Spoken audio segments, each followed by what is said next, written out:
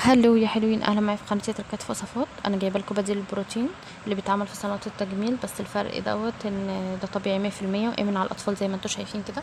اول حاجه حطيت لها حمام الزيت اللي كنت عامله معاكم قبل كده في فيديو، وبعدين هحط لها الماسك اللي هو بديل البروتين. بصوا الشعر عامله ازاي باللمعه، بصوا النعومه، بصوا فرد ازاي من اول مره، بجد بجد خطير. وهحط لها اللي هو بديل الزيت اللي انا كنت عاملاه معاكم برده، كل ده هسيبه لكم في خانه الوصف.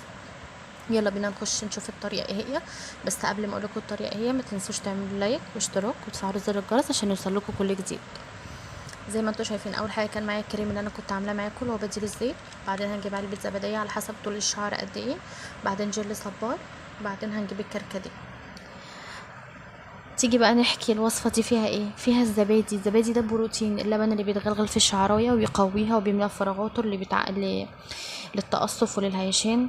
بس الفرق ان دوت بروتين خفيف مش تقيل زي البروتين اللي هو الكيميائي بتاع الصالونات والقوافيرات. لا بجد ده بجد فظيع جدا. الزبادي على فكرة بيرطب الشعراية حلو قوي. عندنا بقى طبعا الكركديه والصبار، دول بيقووا بيرطبوا. وبجد بجد الكريم اللي انا عاملاه ده بجد خطير، اللي حطيت منه معلقتين ده خطير جدا والله العظيم. هنحط 3 معالق كبار جل صبار، زي ما انتوا شايفين. هنقلب المقادير، لازم تتقلب كويس جدا. بعدين هنحط بتاع معلقتين كبار كركديه مطحون. انا للاسف ما لقيتش اللي هو المطحون الناعم خالص، فعشان كده اضطريت ان انا احط ده. وتجربيه وبجد بجد هتدعيلي.